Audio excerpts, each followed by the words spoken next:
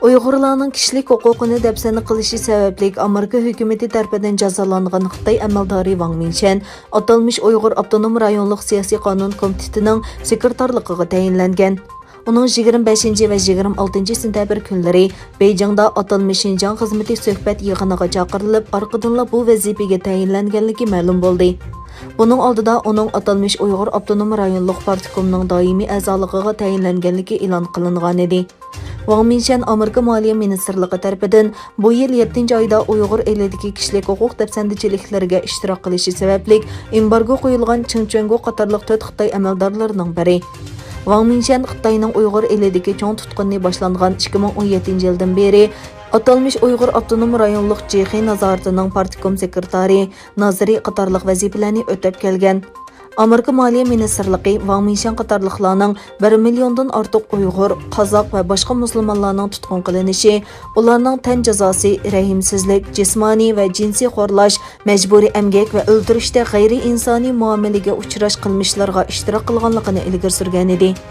Analizchilarning ta'kidlashicha, Xitoy hukumati Wang Mingshanni bu vazifaga tayinlash orqali Amerikaning embargosiga raqobat e'lon qilib, atalmish Xinjiang siyosati o'zgarmaydi degan bishoratni bermoqchi ekan.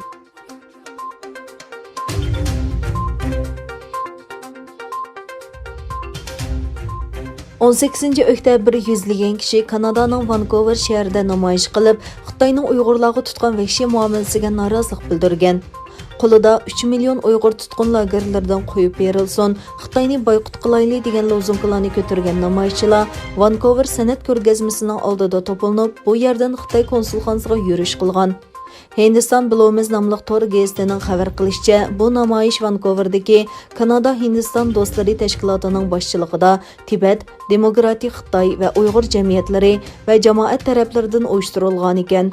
Bu mazkur tashkilotlarning yaqinqi bir oy ichida Vancouver'da Xitoyga qarshi ikkinchi qatim bu xil namoyishni uyushtirishidir. Namoyishchilar Xitoy konsulxonasining oldida uning 3 milliondek Uyg'urni lagerlarga qamalganligini ayblagan. Kanada Hindiston do'stlari tashkilotining mas'uli Manindergel so'zida Xitoyning axborot erkinligi, so'z erkinligi va yig'ilish erkinligiga tahdid solayotganligini bildirib, Xitoyning mas'uliyatsiz va diktatorlik qilmishini qattiq tanqid qilgan. Bu namoyish Kanada bosh ministri Justin Trudeau o'tgan hafta Xitoyning kishilik huquq masalalaridagi tahdid va majburlash diplomatiyasiga tuz bukmaydiganligini ta'kidlab, orqadan o'tkazilgan. Trudeau so'zida Kanadaning Uyg'ur va Hong Kong masalalarini davomli tilga oladiganligini bildirgan.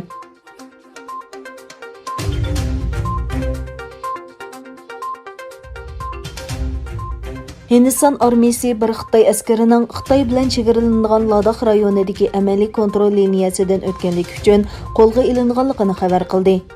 Hindiston armiyasi e'lon qilgan bayonotda ikki davlat o'rtasidagi amaliy kontrol siziqidan o'tgan Xitoy xalq ozodlik armiyasi a'zosining Ladakhning Dimjuk rayonida tutib turilganligi bayon qilingan. Xitoy armiyasining Hindistondan yo'qolib ketgan askarning qayerda ekanligi to'g'risida uchur so'raganligi va askarning Cho'shun Moldo yig'in nuqtasida zarur tartibla tamomlangandan keyin tuzilgan kelishimga asosan Xitoy armiyasiga qaytarilganligi bayon qilingan.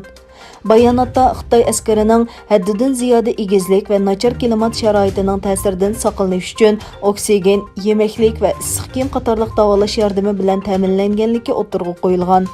6 ayning 15 kuni Hindistonning sharqiy shimolidagi Ladakh rayonida 20 Hindiston askarining o'lishini keltirib chiqargan va rayondagi jiddiylikni kuchaytirayotgan to'qinishni keltirib chiqargan bu jarayon Xitoy askarlarining 5 oyning 5ida Ladakh rayoniga kirishi va u yerda chidir va harbiy o'rin ta'sis qilishi bilan boshlangan.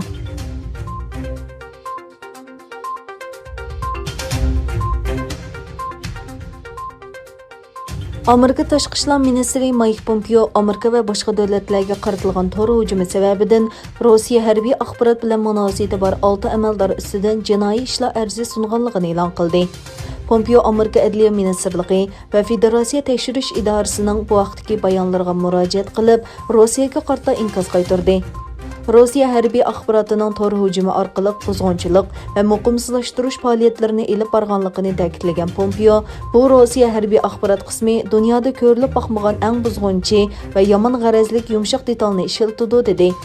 Pompeo Amerika, Yevropa va Osiyo davlatlarida bu tor hujumidan necha milliard dollar ziyon tortganligini tilga oldi. U Rossiya hərbi axbaratıning 2017 yılı Ukraynani nişanlab, qatnaş və səhiyyə tarmaqlarını öz içigə alğan ul əslihə mülazimətlərinin xizmətigə ağır daxil tərüz qılğanlığını oturğa qoydu.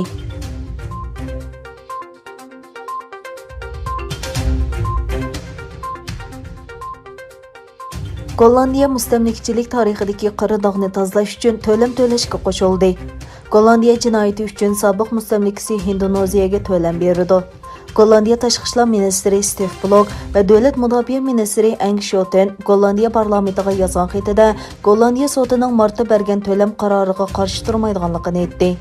Hatta 1946 yılı 1947 yıllardaki mustaqillik urushida Gollandiya askarlar tarafidan o'ldirilgan Hindistonaliklarning bolalarga 5000 yevro to'lam beradiganligini bayon qilingan.